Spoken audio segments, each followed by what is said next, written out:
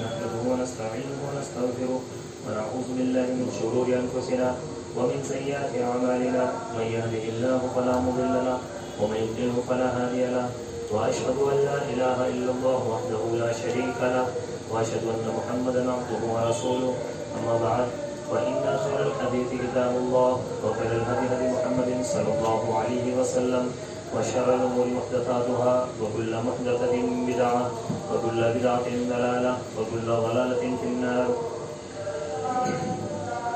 أعوذ بالله السميع العليم من الشيطان الرجيم. بسم الله الرحمن الرحيم. يا أيها الذين آمنوا اتقوا الله حق تقاته ولا تموتن إلا وأنتم مسلمون.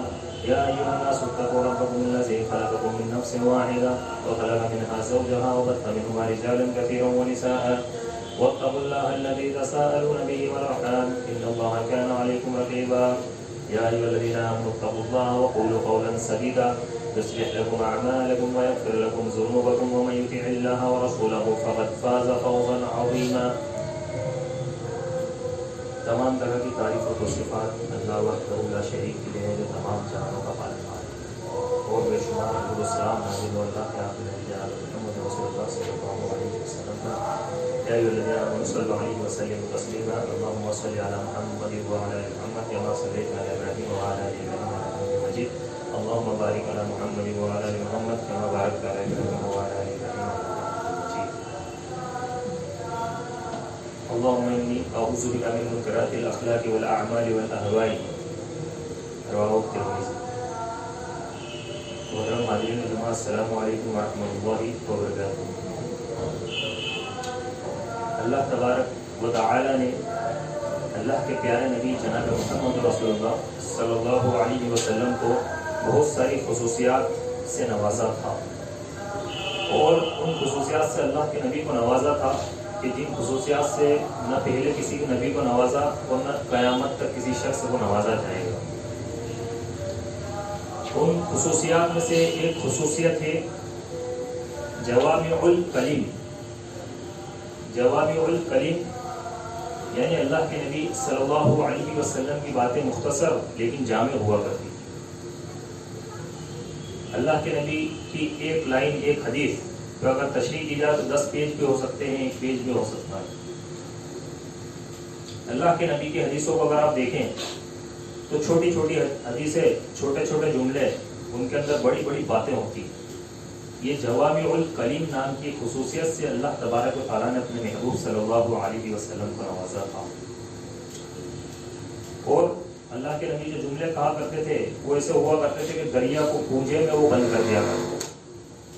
گویا کہ بہت ہی جامع بات کو کچھ الفاظوں کے اندر وہ بیان کر دیا کرتے تھے. اور یہ تمام چیزیں کس کی طرف سے تھی؟ یہ اللہ تبارک و تعالیٰ کی طرف سے تھی. یہ اللہ تبارک و تعالیٰ کی طرف سے عطا کی ہوئی تھی. آپ صلی اللہ علیہ وسلم جو دعائیں پڑھتے تھے ان دعاؤں کی بھی اپنی ایک الگ خاصیت ہے. اگر ہم صرف ان دعاؤں کو یاد کر لیں جو پیارے نبی صلی اللہ علیہ وسلم نے ہمیں سکھلائی ہے تو ہمیں وہ کچھ مانگنے کی ضرورت نہیں پڑے گی.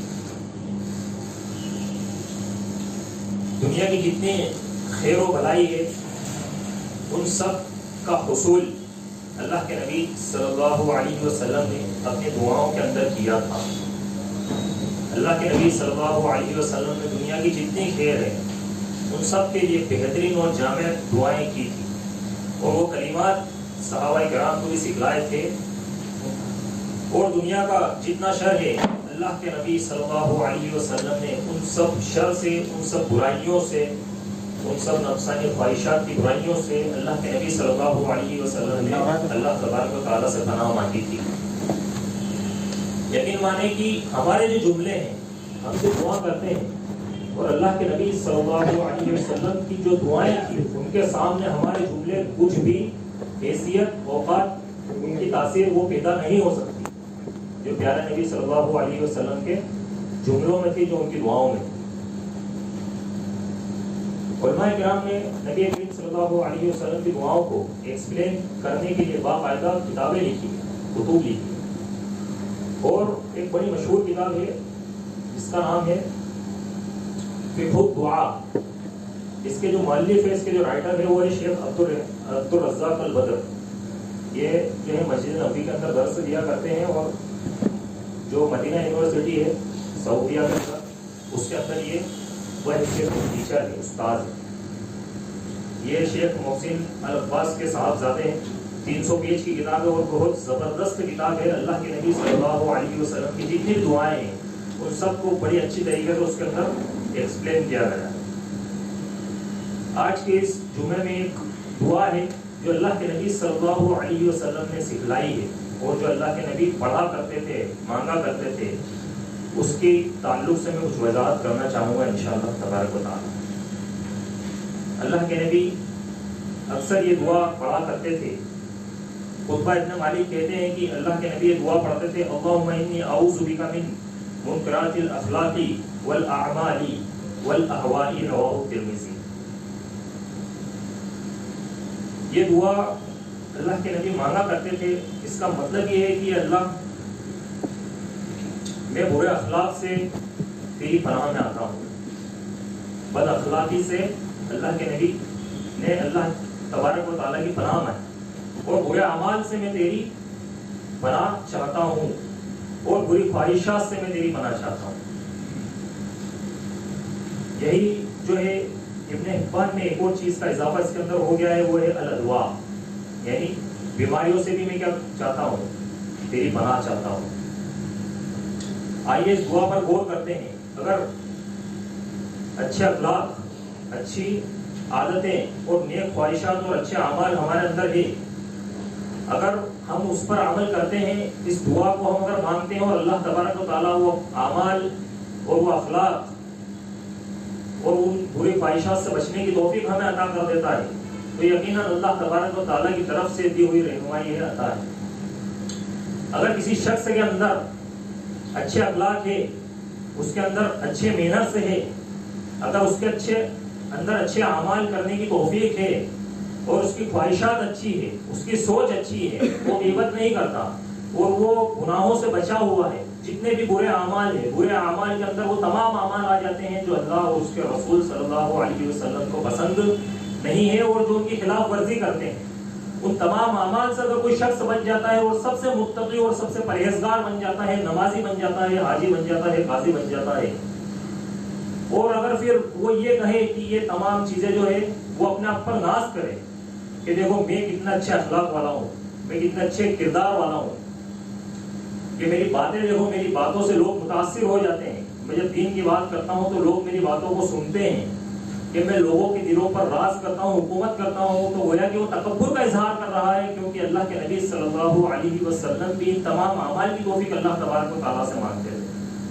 اور اگر کسی کے اندر یہ عمل نہیں ہے، کوئی اگر بد اخلاق ہے، کوئی اگر بد زبان ہے، اس کے اخلاق خراب ہے، وہ گناہ کے کام کرتا ہے، وہ اپنی خواہشات کی دن رات پیروی کرتا ہے، وہ اللہ اور اس کے رسول کے اقوال اور اللہ اور اس کے رسول کے احکام اور قرآن مجید اور شریعت محمدیہ کی فکر نہیں کرتا، بلکہ اس کو صرف اپنی نفسانی خواہشات کو مقدم رکھنے کی چاہت رہتی ہے کہ یار میں پہلے یہ کام کر لیتا ہوں، پہلے میں ایسا کر لیتا ہوں کہ یہ چیز تو بعد میں بھی ہو جائے گی، ایک عمر ہے ابھی، اس عمر کے اندر یہ کام نہیں کریں گے تو پھر کب کریں گے. یہی تو ہے شوق موج پورے کرنے کی عمر. اس طریقے سے الفاظ اپنی زبانوں سے ادا کیے جاتے ہیں کہ نہیں کیے جاتے؟ بھائی حسد رکھنا، تکبر کرنا، اس کے بعد ایک دوسرے کی غیبت کرنا، چغلی کرنا، آپس میں لڑائی جھگڑے کروانا، اور بھی کئی سارے ایسے معاملات جو گناہوں کی کیٹیگری میں آتے ہیں. اگر کوئی انسان یہ عمل کرتا ہے تو اس کے اندر اس کی خود کی غلطی ہے، کیونکہ اس نے اللہ تبارک و تعالیٰ سے یہ دعا نہیں کی کہ اللہ تو مجھے ان چیزوں سے بچا لے. مرتے دم تک بھی اسی کی غلطی رہی، کیونکہ اللہ رب العزت سے اگر دعا کرے گا تو اللہ تبارک و تعالیٰ کی ذات اس کو اس بات کی توفیق دے گی اور وہ اس سے بچ جائے گا. تو اگر کوئی نیکی کے کام کرتا ہے، اگر کسی کے اخلاق اچھے ہیں، کوئی تمیز سے پیش آتا ہے، کسی کی زبان نرم ہے، کسی کا دل نرم ہے، تو اس کو خود پر ناز نہیں بلکہ اس کو اس بات پر ناز کرنا چاہیے کہ اللہ تبارک و تعالیٰ نے مجھے اس بات کی توفیق دی کہ میں ان تمام اعمال کو پورا کر پا رہا ہوں. اور اگر کوئی ان تمام گناہوں کے اندر الجھا ہوا ہے تو اس کو خود کے اندر تلاش کرنا چاہیے کہ میں نے کیا آج تک اللہ تبارک و تعالیٰ سے میرے خود کے اچھے اخلاق کے لیے دعا کری؟ کیا میں نے کسی نماز کے بعد یہ سوچا کہ اللہ تو میرے اخلاق اچھے کر دے، کہ تو میری زبان کو نرم کر دے، کہ تو میرے دل کو نرم کر دے، کہ تو میرے معاملات کو ٹھیک کر دے، کہ میں ایسی بات کہوں لوگوں سے کہ لوگ جو ہے میری باتوں کو سنیں، اس کو سمجھے؟ اللہ کے نبی صلی اللہ علیہ وسلم اور ان کے صحابہ کی لوگ دنیا مثال دیتی اور رہتی قیامت تک مثال دے گی اس بات کی کہ وہ بھلے دین پر پکے تھے، قائم تھے، لیکن پھر بھی لوگوں کے ان سے آپسی اس مسئلے پر اختلاف نہیں تھے کہ وہ بد زبان تھے، اس مسئلے پر اختلاف نہیں تھا کہ وہ بد اخلاق۔ آپ بھلے کتنی اچھی چیزیں لے کر کیوں نہ گھومو، آپ کے پاس دنیا بھر کی حدیثیں، دنیا بھر کی جو ہے دلائل کیوں نہ ہو، اگر آپ کی زبان میں تاثیر نہیں ہے، اگر آپ کی زبان میں نرمی نہیں ہے، اگر آپ کے دل کے اندر نرمی نہیں ہے، وہ کوئی کام دینے والی نہیں۔ اور انشاءاللہ اس کے تعلق سے بھی دلائل آگے آئیں گے۔ اس دنیا میں سب سے عظیم ہستی جو اخلاق والی ہے وہ کون ہے؟ وہ ہستی امام الانبیاء، خاتم النبیین، امام المرسلین، رحمت للعالمین، جناب محمد رسول اللہ صلی اللہ علیہ وسلم ہے۔ رہتی دنیا تک مثال پیش نہیں کی جا سکتی کہ اللہ کے نبی صلی اللہ علیہ وسلم نے اپنے دشمنوں کے ساتھ بھی کتنے اچھے طریقے سے اخلاق کا معاملہ کیا، کتنے اچھے طریقے سے صلہ رحمی کا معاملہ ان کے ساتھ کیا۔ یہ مثال پیش کی ہی نہیں جا سکتی، مسلمانوں کے ساتھ نہیں، غیر مسلموں کے ساتھ، دشمنوں کے ساتھ، جو دشمن ہے اسلام کے ان کے ساتھ جو اخلاق کا معاملہ کیا اللہ کے نبی نے، وہ آج تو مسلمانوں کے آپس کے معاملات آپ دیکھ لو، مطلب اس صفحے کو ہی پھاڑ کر پھینک دیا ہے جو اخلاق والا صفحہ تھا زندگی کے اندر۔ تو نبی کے اندر یہ جو اخلاق ہے یہ رب کریم کی عطا تھی کہ اللہ تبارک و تعالیٰ نے وہ اخلاق انہیں عطا کیے تھے۔ تو اب ظاہر سی بات ہے کہ جب اللہ اپنے محبوب کو، اس کائنات کی سب سے عظیم ہستی کو اخلاق دینے والی ذات کس کی ذات ہے؟ اللہ تبارک و تعالیٰ کی ذات ہے، تو ہمیں بھی اخلاق کون عطا کرے گا؟ سب سے پہلے ہمیں اخلاق کی دعا کرنی پڑی کہ اللہ تو ہمیں اخلاق عطا فرما، تو ہمیں نرمی عطا فرما۔ جب تک ہم دعا نہیں کریں گے، ہم سوچیں گے ہم اخلاق والے بن جائیں، ہم نہیں بن سکتے، ہمیں توفیق مانگنی پڑے گی اللہ تبارک و تعالیٰ سے کہ اللہ تو ہمیں اچھے اخلاق عطا فرما۔ سورہ آل عمران میں 159 نمبر کی آیت میں اللہ تبارک و تعالیٰ نے فرمایا فَبِمَا رَحْمَةٍ مِّنَ اللَّهِ لِنْتَ لَهُمْ، کہ اے نبی کریم صلی اللہ علیہ وسلم، یہ اللہ تعالیٰ کی آپ پر بہت بڑی رحمت ہے کہ اللہ نے آپ کو نرم مزاج بنا دیا۔ وَلَوْ كُنْتَ فَظًّا غَلِيظَ الْقَلْبِ لَانفَضُّوا مِنْ حَوْلِكَ، کہ اے نبی اگر آپ دل اور زبان کے سخت ہوتے تو یہ صحابہ چھڑ جاتے، یہ چھوڑ کر چلے جاتے، یہ صحابہ آپ کے پاس نہیں رکتے۔ غور کرنے کی بات یہاں پر یہ ہے کہ اس آیت کا مطلب یہ ہے کہ اللہ تبارک و تعالیٰ نے کہا کہ آپ نبی ہوتے اور قرآن بھی آپ صلی اللہ علیہ وسلم لوگوں کو پڑھ کر سناتے، دنیا بھر کی دلیلیں ان کے سامنے پیش کرتے، سچی باتیں لوگوں کو بتلاتے، لیکن اس کے باوجود لوگ چھوڑ کر کیا ہو جاتے؟ چلے جاتے، صرف 2 چیزوں کی کمی کی وجہ سے۔ اور وہ 2 چیزیں کیا تھی؟ دل کا نرم ہونا اور زبان کا نرم ہونا۔ ان 2 چیزوں کی وجہ سے لوگ چھوڑ کر چلے جاتے، صحابہ اکرام کی جماعت چھوڑ کر چلی جاتی۔ وہ جماعت جو جماعت اللہ کے نبی کے حکم پر جان دینے کے لیے تیار تھی، وہ جماعت جو اللہ کے نبی کے حکم پر ہر چیز قربان کرنے کے لیے تیار تھی، جن کے ماں باپ، جن کے بچے، جن کی خود کی جانیں، جن کے مال، جن کے اولاد، جن کے گھر بار، جن کے کاروبار، جن کے بڑے بڑے باغات، تمام کی تمام چیزیں کس کے اوپر قربان تھی؟ اللہ کے نبی صلی اللہ علیہ وسلم کے حکم پر قربان تھی۔ وہ لوگ کس چیز کی وجہ سے چھوڑ کر چلے جاتے ہیں؟ صرف اگر زبان کے نرم نہیں ہوتے اور دل کے نرم نہیں ہوتے۔ یہ 2 چیزوں کی سختی اس آیت سے پتہ چلتا ہے کہ آپ کے پاس دنیا بھر کا علم کیوں نہ ہو، آپ کے پاس سب سے اچھی شریعت محمدیہ صلی اللہ علیہ وسلم ہی کا علم کیوں نہ ہو، جب تک آپ کی بات سامنے والے پر اثر نہیں کرے گی، جب تک آپ کا دل اور آپ کی زبان نرم نہ، تو یہ چیز سب سے پہلی شرط ہے۔ نبی کریم صلی اللہ علیہ وسلم نے 23 سال میں پورے عرب کی جو کایا پلٹی، اس کے اندر جو سب سے مین اور اعلیٰ کردار تھا وہ اللہ کے نبی کا اخلاق تھا، کہ جو یہ کایا پلٹنے کا کام تھا یہ صرف ایسے ہی نہیں ہو گیا، محنت سے زیادہ اخلاق لگا، اور اچھے اخلاق نے جو لوگوں کے دلوں پر راج کیا، جو لوگوں کے دلوں پر حکومت کی، تو لوگوں نے جو بڑے بڑے دشمنان اسلام تھے تاریخ گواہ اس بات کی کہ انہوں نے آ کے خود بیعت کی کہ ہمیں جو ہے کلمہ پڑھا دیجیے کہ کس دین کو آپ فالو کرتے ہیں، کہ کون سے رب کی آپ عبادت کرتے ہیں، ہمیں بھی بتا دیجیے۔ تو کس چیز کو دیکھا؟ یہ ان کی پریکٹیکل اپلیکیشن کو دیکھا جو انہوں نے اپلائی کی تھی اپنی زندگی پر۔ ہم اگر صرف اپنے آپ کو ایک جو ہے چلتا پھرتا ایمبیسیڈر اسلام کا بنا دے تو وہ خود لوگوں کے اوپر اس طریقے سے افیکٹ کرے گا، اس طریقے سے اثر کرے گا کہ آپ کو بولنے کی زیادہ ضرورت پڑے گی ہی نہیں۔ آپ کی خود کی پرسنالٹی اس بات کی گواہی دے گی کہ یہ نیک انسان، یہ متقی انسان، یہ پرہیزگار انسان۔ اور جو سب سے زیادہ اس چیز کے اندر بگاڑ کرنے والی چیز ہے وہ زبان، اور زبان کی ہلاکت کتنی ہے ہم سب کو پتہ ہے کہ اس زبان کی وجہ سے ہمارے ہاتھ سے جنت جانے والی ہے۔ اس زبان کی وجہ سے یہ ضمانت ہے کس چیز کی؟ کس چیز کی چابی ہے؟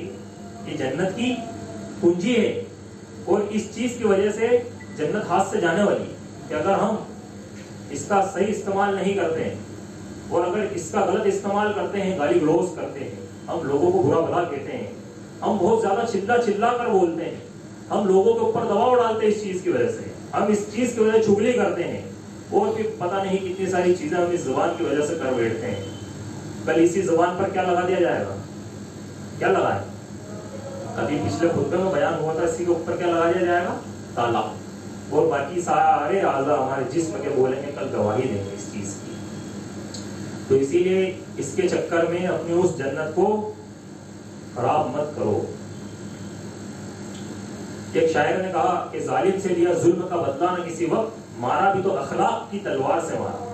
یہ نبی کریم صلی اللہ علیہ وسلم کی زندگی کے اوپر شعر اس نے کہا کہ ظالم سے کبھی ظلم کا بدلہ نہیں لیا کرتے تھے، بلکہ اخلاق سے اس کے اوپر وار کیا کرتے تھے، وہ ایسا وار کرتے تھے کہ وہ پسیج جایا کرتا تھا۔ نبی کریم صلی اللہ علیہ وسلم یہ دعا کیا کرتے تھے کہ اللہم اہدنی باحسن الاخلاق، کہ اے اللہ تو ہمیں بہترین اخلاق کی رہنمائی عطا فرما، لا یہدی لاحسنها الا انت، کہ بہترین اخلاق کی رہنمائی صرف تو ہی کر سکتا ہے، وَاصْرِفْ عَنِّي سَيِّئَهَا، اور اے اللہ تو برے اخلاق سے میری حفاظت فرما، مجھے محفوظ رکھ، لا يَصْرِفُ عَنِّي سَيِّئَهَا إِلَّا أَنْتَ، کہ برے اخلاق سے بچانے والی ذات صرف تیری ہی ذات ہے، تیرے علاوہ کوئی برے اخلاق سے بچا نہیں سکتا۔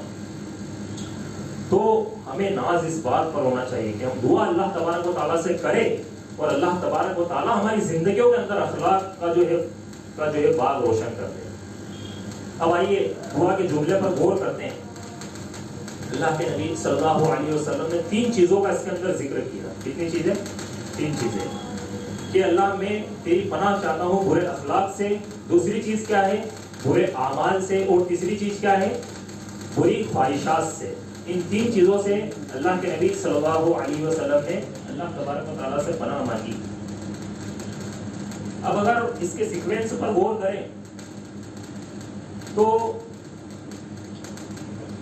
بری خواہشات، سب سے پہلے جب ایک انسان کوئی کام کرتا ہے، کوئی برا کام کرتا ہے یا پھر کسی گناہ کے کام کی طرف جاتا ہے، کسی نسیان کی طرف جاتا ہے، خطا کی طرف جاتا ہے، کسی کا کچھ بگاڑنے کی سوچتا ہے، یا پھر حرام کی طرف جاتا ہے، حرام کھانے کی سوچتا ہے، سود کی طرف جاتا ہے، سود لین دین کرنے کی سوچتا ہے، یا پھر کسی بھی طریقے کوئی گناہ کے بارے میں سوچتا ہے، تو اس کے دل کے اندر ایک خواہش آتی ہے۔ کیا آتی ہے؟ خواہش۔ سب سے پہلا اسٹیج یہ ہوتا ہے کہ وہ خواہش آتی ہے۔ تو اس خواہش کو صرف وہ جانتا ہے، اور کون جانتا ہے؟ اللہ تبارک و تعالیٰ جانتا ہے۔ تو اس کی وجہ سے سماج اور معاشرے پر، جماعت پر کوئی اثر نہیں پڑتا۔ پھر جب وہ سوچ لیتا ہے، پھر اس کو عمل میں لاتا ہے، پھر وہ کیا کرتا ہے؟ اس کام کو کر بیٹھتا ہے، اس گناہ کو کر بیٹھتا ہے۔ اس کے کرنے سے بھی اتنا بڑا اثر سماج کے اوپر نہیں پڑتا، ایک محدود دائرے تک، ایک لمٹ تک اس کا اثر پڑتا ہے۔ لیکن جب اس کو وہ اپنی عادت بنا لیتا ہے، اپنا اخلاق بنا لیتا ہے، اپنا کیریکٹر بنا لیتا ہے، اپنی ہیبٹ بنا لیتا ہے، تو پھر اس سے پورے معاشرے پر، پوری سوسائٹی پر اس کا اثر پڑتا ہے۔ اب ذرا آپ سوچئے کہ یہاں پر جو ہے الٹی طرف سے سب سے پہلے اللہ کے نبی نے کس چیز سے پناہ مانگی؟ کہ برے اخلاق سے میں نہیں کرنا چاہتا ہوں۔ پھر کس چیز سے مانگی؟ برے اعمال سے، اور پھر کس چیز سے؟ بری خواہشات سے۔ جبکہ خواہشات سب سے پہلے آتی ہے، لیکن اللہ کے نبی نے برے اخلاق سے سب سے پہلے پناہ اس لیے مانگی کیونکہ جب آدمی 4 لوگوں کے بیچ میں بیٹھتا ہے تو سب سے پہلا اگر کوئی چیز ان لوگوں پر اثر کرتی ہے تو اس کے اخلاق اثر کرتی ہے، اس کی ہیبٹ اثر کرتی ہے۔ اور یاد رکھیے کہ ہماری اولادیں، ہماری نسلیں آگے جو بڑھے گی، اور پھر ان کو ہم جو ہے ان کے سامنے جس طریقے سے پیش آئیں گے، ہم جس طریقے سے کاروبار کے اندر لین دین کریں گے، ہم جس طریقے سے لوگوں سے بات چیت کریں گے، ہم جس طریقے سے لوگوں کو دین کی دعوت پہنچائیں گے، اور اپنی زندگی کو جو نمونہ ہم دیں گے اور جس نمونے پر ہم لے جائیں گے، تو وہ تمام چیزیں اخلاق سے ریلیٹڈ ہے کہ ایک انسان اسی کے اندر جو ہے گناہوں سے بچتا ہے۔ ایک انسان کے اگر اخلاق خراب ہو جاتے ہیں، کردار خراب ہو جاتا ہے، زبان خراب ہو جاتی ہے، دل سخت ہو جاتا ہے، تو پھر وہ گناہوں کے اندر دھستا چلا جاتا ہے، کیونکہ سب سے بڑی چیز تو اس نے چھوڑ دی کہ جس چیز کی وجہ سے اس کو جنت ملنے والی ہے، اور وہ کیا چیز ہے؟ وہ چیز ہے اخلاق۔ لیکن آج اگر دیکھا جائے تو امت نے اخلاق کے پیچ کو زندگی سے پھاڑ کر پھینک دیا ہے۔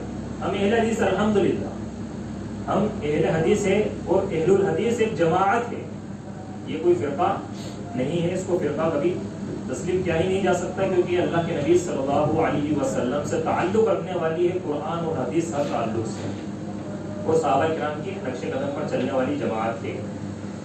تو یہ جو جماعت ہے آج ہم اس کے اندر ہے، الحمدللہ اللہ نے ہمیں ایمان سے نوازا، اللہ نے ہمیں سب سے بڑی نعمت دنیا کی توحید سے نوازا۔ اللہ رب العزت نے اتنا بڑا احسان ہم پر کیا کہ اگر ہم اس کی نعمتوں کو گننا چاہیں تو شمار نہیں کر سکتے، اتنی نعمتیں اللہ نے ہمارے اوپر کر دی۔ تو ہم کیوں بس صرف ایک دل کے سخت ہونے کی وجہ سے اور زبان کے سخت ہونے کی وجہ سے ان تمام چیزوں کو داؤ پر لگا کر جنت کے راستے کو چھوڑ کر جہنم کی طرف چلے جائیں؟ اللہ کا اتنا بڑا احسان ہے اس جماعت کے اوپر۔ یہ جماعت اگر کام کرنے پر آ جائے، یہ جماعت اگر اپنے اخلاق کا مظاہرہ کرنا شروع کر دے، اگر اپنے دلوں کو اور اپنی زبانوں کو نرم کر لے، تو یقین مانیے کہ اللہ کی قسم اس دنیا کے اندر اس سے زیادہ تبلیغ کا کام اور کوئی جماعت نہیں کر سکتی۔ وہ حق کا پیمانہ ہمارے پاس ہے، وہ قرآن اور وہ سنت ہمارے پاس ہے، وہ صحابہ اکرام کی سیرتیں ہمارے پاس ہے، تاریخ اسلام کا اصل نچوڑ اگر کوئی ہے تو وہ کون ہے؟ وہ اہل الحدیث ہے۔ الحمدللہ اٹھا کر دیکھیے کہ وہ لوگ جنہوں نے توحید پر اخلاق کے ساتھ کام کیا، کروڑوں اربوں لوگوں نے ان کے ہاتھ پر اسلام کی بیعت کو قبول کیا، لوگ ان کے اوپر اسلام لے کر آئے، لوگوں نے اسلام کو سمجھا۔ لیکن دراصل مسئلہ کیا ہے کہ اسلام تو دور کی بات ہے، دعوت و تبلیغ تو دور کی بات ہے، ہماری نجی زندگی کے اندر معاملات ایسے ہو گئے ہیں کہ لوگ صرف پرسنل میٹر پر ہم سے بات چیت نہیں کرتے، پرسنل میٹر پر کٹ رہے ہیں۔ تو اس کی وجہ کیا ہے؟ دیکھیں، ایک ہوتا ہے اللہ کے لیے دوستی اور ایک ہوتا ہے اللہ کے لیے دشمنی۔ اگر اس کے لیے لوگ کٹے تو کوئی مسئلہ نہیں، پوری دنیا آپ کے خلاف ہو جائے، اللہ تبارک و تعالیٰ کی ذات آپ کے ساتھ ہے۔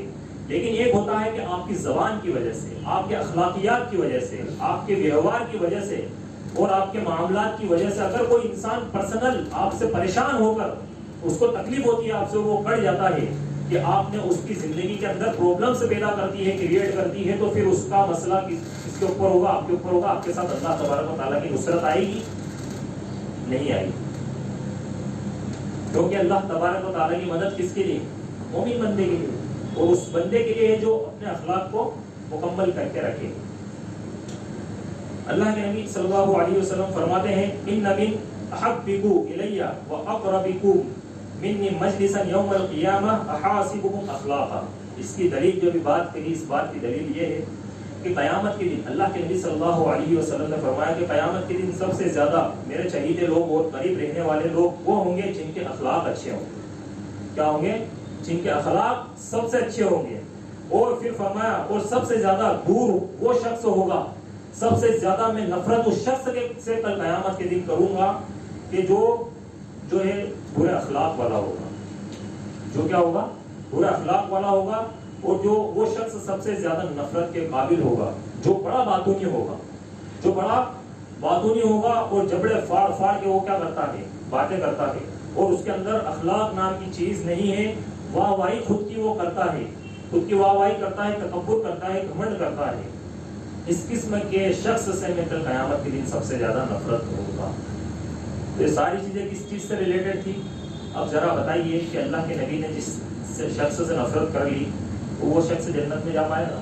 اس شخص کے اوپر جنت حرام ہو جائے گی۔ جس سے اللہ کے نبی نے نفرت کر لی، تو اللہ کے نبی نفرت کس سے کریں گے؟ اس شخص سے کریں گے جو شخص اخلاق کا برا ہوگا۔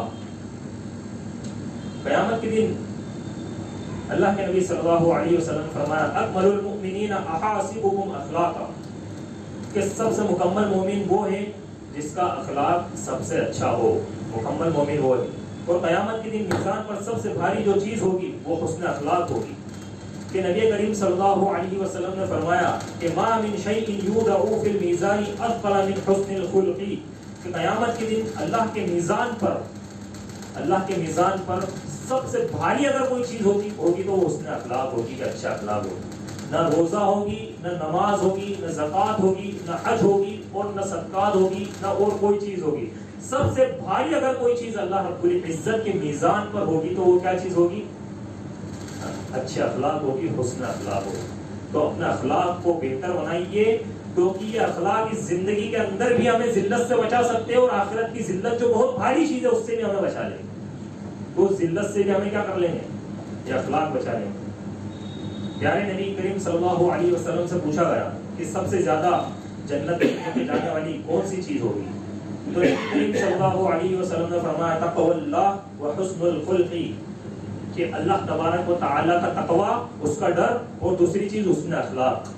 جو تقوی کے اوپر درس دیے گئے، الحمدللہ خطبے دیے گئے، تو وہ تقوی کے بارے میں جو سب سے زیادہ اللہ تبارک و تعالیٰ سے ڈرنے والا ہوگا وہ جنت کے اندر داخل ہوگا۔ اور دوسرا کون؟ جس کے اخلاق اچھے ہوں، یعنی اخلاق کو تقوی کے برابر رکھا گیا ہے، اس چیز کے برابر رکھا گیا، تقوی کے برابر رکھا گیا۔ تو نبی کریم صلی اللہ علیہ وسلم نے سب سے پہلے برے اخلاق سے پناہ مانگی۔ اب بھائی اگر حسد ہے تو یہ بھی برا اخلاق ہے، اگر تکبر ہے تو یہ بھی برا اخلاق ہے، دل میں اگر کینہ ہے تو یہ بھی کیا ہے؟ یہ برا اخلاق ہے، اور لالچ ہے، بخل ہے، بزدلی ہے، تو یہ تمام چیزیں کس چیز کے اثرات ہیں؟ برا اخلاق ہے۔ تو اخلاق برے ہو جاتے ہیں تو انسان کی ہر ایکٹیویٹی پر اثر کرتے ہیں۔ اب وہ جتنی بھی ایکٹیویٹی ہے ان تمام کا ذکر کر پانا ناممکن ہے، کہ اتنی ساری ایکٹیویٹیز کے اوپر انسان کی زندگی کے اندر اخلاق، برے اخلاق اثر کر دیتے ہیں کہ اس کو خود کو پتہ نہیں چلتا کہ وہ کس زندگی کے اندر جی رہا ہے، وہ بھول جاتا ہے۔ اور پھر وہ جو برے اخلاق رہتے ہیں، اس کی جو بد زبانی رہتی ہے، بد کلامی رہتی ہے، اس کا دل کا سخت ہونا ہوتا ہے، اس کی زبان کا سخت ہونا ہے، وہ اس کو کس چیز میں ڈال دیتے ہیں؟ ہلاکت کے اندر ڈال دیتے ہیں۔ اسی طریقے سے اخلاق دو طرح کے ہوتے ہیں۔ ایک جنرل بات ہے کہ اخلاق کتنے طرح کے ہوتے ہیں؟ دو طرح کے ہوتے ہیں۔ پہلا اخلاق تو یہ کہ خلوص کے لیے اخلاق ہو، یعنی انسان کا اخلاق کیا ہو؟ خالص ہو، کس کے لیے؟ اللہ کے لیے۔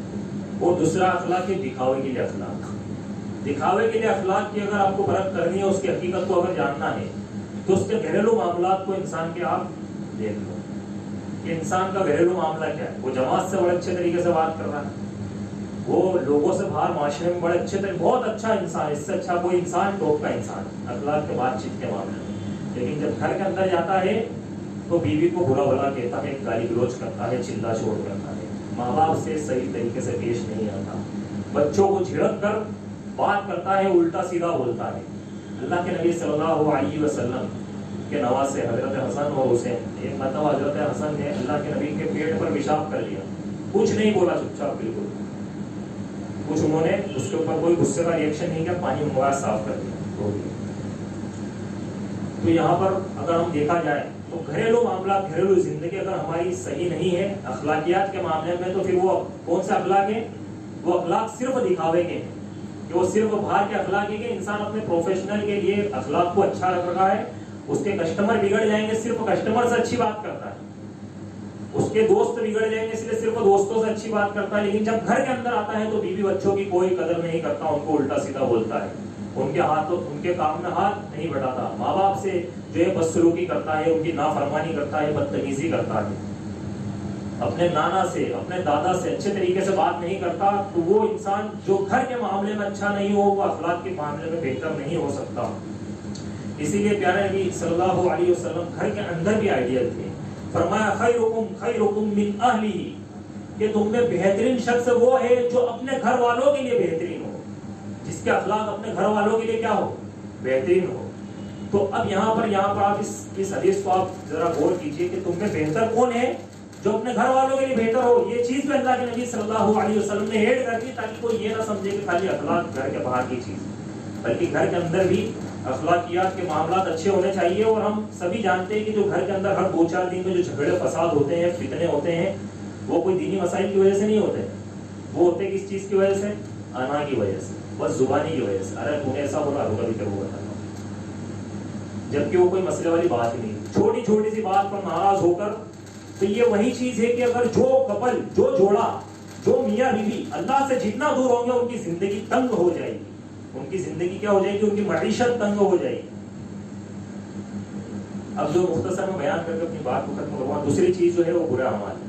اللہ کے نبی نے برے اعمال سے کیا کری؟ منع مانی. اس کے اندر تمام قسم کی برائیاں آ گئی. ظاہر ہے کہ برے اعمال دنیا میں بھی ذلیل کرتے ہیں اور آخرت کی ذلت بھی اس کے اندر ملنے والی ہے. اور برے اعمال جو ہوتے ہیں زندگی کے اندر سکون ختم کر دی. جو باتیں بھی چل رہی تھی نا کہ میاں بیوی کے بیچ میں سکون نہیں رہتا، ان کے بعد میں بات بات پر جھگڑا ہوتا ہے، گھر کے اندر سکون نہیں رہتا، اس چیز کی سب سے بڑی وجہ یہی ہے کہ اللہ اور اس کے رسول سے دوری، شریعت محمدیہ سے دوری. قرآن ہے لیکن قرآن کو صرف تاج کے اندر سجا کر کیا رکھ رکھا ہے؟ اس کو پیک کر رکھا ہے. سورہ بقرہ کی تلاوت نہیں کرتے، قرآن کو ترجمے کے ساتھ سمجھ کر نہیں پڑھتے. اللہ کے نبی کی ایک بھی حدیث کو مزال ہے کہ دن میں ایک بار پڑھ لیں؟ ایک بار بھی ایک حدیث کو مزال ہے کہ دن میں پڑھ لیں؟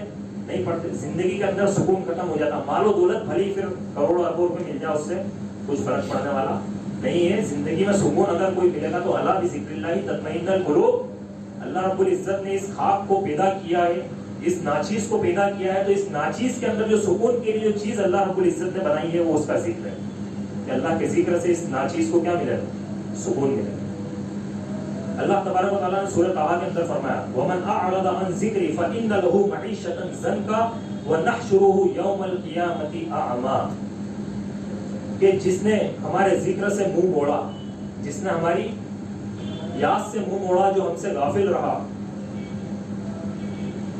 اور جس نے ہماری نافرمانی کی، ہم اس کی زندگی کو تنگ کر دیں گے. فَإِنَّ لَهُ مَعِيشَةً ضَنْكًا. یہ اللہ تبارک و تعالیٰ کا وعدہ ہے، یہ اس کا وعدہ ہے. اور اللہ رب العزت کی بات کبھی نعوذ باللہ، یہ اس کا وعدہ ہے کہ جو میری یاد سے منہ موڑے گا فَإِنَّ لَهُ مَعِيشَةً ضَنْكًا، کہ میں اس کی زندگی کو تنگ کر دوں گا. اس کی معیشت کو، معیشت پتہ کسے بولتے ہیں؟ معیشت کے اندر ایک ایک سیکنڈ آ جاتا ہے کہ زندگی کا ہر لمحہ معیشت، یعنی انسان جب تک زندہ ہے وہ معیشت اس کے ساتھ چلے گی. تو اس معیشت کو اللہ تبارک و تعالیٰ کیا کر دیتا ہے؟ تنگ کر دیتا ہے. ہم نے کئی بار محسوس بھی کیا ہوگا کہ جب جب ہم اللہ اور اس کے رسول سے دور ہوئے تو ہماری زندگی کے اندر تنگی آتی. تنگی صرف مال کی کمی کو نہیں بولتے، بلکہ انسان کے دل کے اندر کسی قسم کا خوف پیدا ہو جانا، انسان کا جو ہے اللہ اور اس کے نبی سے دور ہو جانا، انسان کا بے سکون ہو جانا، اس کی زندگی میں سکون کا نہ ہونا، یہ تمام چیزیں تنگی کی علامت ہے. کہ جب ایک انسان اللہ سے دور ہوتا ہے تو اس کی زندگی تنگ کر دی جاتی ہے، وہ پریشان رہتا ہے، وہ دماغی طور پر جو ہے پریشان رہتا ہے، وہ بیماریوں کے اندر ملوث رہتا ہے، اس کو جو ہے روحانی طور پر سکون نہیں ملتا، وہ بے چین رہتا ہے، اس کو عبادتوں میں لذت پیدا نہیں ہوتی. وہ کیوں نہیں ہوتی؟ کیونکہ اللہ تبارک و تعالیٰ کا وعدہ ہے کہ اگر تم نے میری یاد سے منہ موڑا، اور پھر آگے اور سخت وعید سنائی ہے. صرف اتنا ہی نہیں کہ اس کی زندگی کو تنگ کر دیں گے، اس سے سخت وعید اللہ نے آگے یہ سنائی فَإِنَّ لَهُ مَعِيشَةً ضَنْكًا وَنَحْشُرُهُ يَوْمَ الْقِيَامَةِ أَعْمَىٰ. کہ کل قیامت کے دن ہم اس شخص کو اندھا کر کے اٹھائیں گے کہ جو میری یاد سے منہ موڑے گا. کل قیامت کے دن ہم اس شخص کو اندھا کر کے اٹھائیں گے. وہ کہے گا کہ اللہ تو نے مجھے اندھا بنا کر کیوں اٹھایا؟ قَالَ كَذَٰلِكَ أَتَتْكَ آيَاتُنَا فَنَسِيتَهَا وَكَذَٰلِكَ الْيَوْمَ تُنسَىٰ. اللہ تبارک و تعالیٰ فرمائے گا کہ ہماری آیتیں تیرے پاس پڑھی جاتی تھی، ہماری شریعت تیرے پاس آتی تھی تو نے بھلا دیتا تھا، جا آج ہم تجھے بھلا دیں گے. اور پھر اللہ جسے بھلا دے گا اس کا معاملہ کیا ہونے والا. تو یہ جو گھریلو معاملات کے مسئلے میں اور جو زندگی اسباب کے مسئلے میں ہم نے اللہ اور اس کے رسول کو بھلا دیا، اس کا انجام یہ ہوگا کہ سب سے پہلی چیز تو زندگی تنگ ہو رہی ہے، دوسری چیز یہ کہ کل قیامت کے دن اللہ اندھا کر کے اٹھائے گا، اور پھر تیسری چیز جو سب سے بھیانک چیز ہے، سب سے خطرناک چیز ہے، وہ یہ ہے کہ اللہ تبارک و تعالیٰ کل قیامت کے دن روز محشر میں ہمیں بھلا دے گا کہ میں نہیں جانتا کون. وہاں پر ہماری سفارش ہونے والی نہیں ہے. تو انہی باتوں کے ساتھ میں جو ہے میں خود کو ختم کروں. آخر میں اللہ تبارک و تعالیٰ سے دعا کرتا ہوں کہ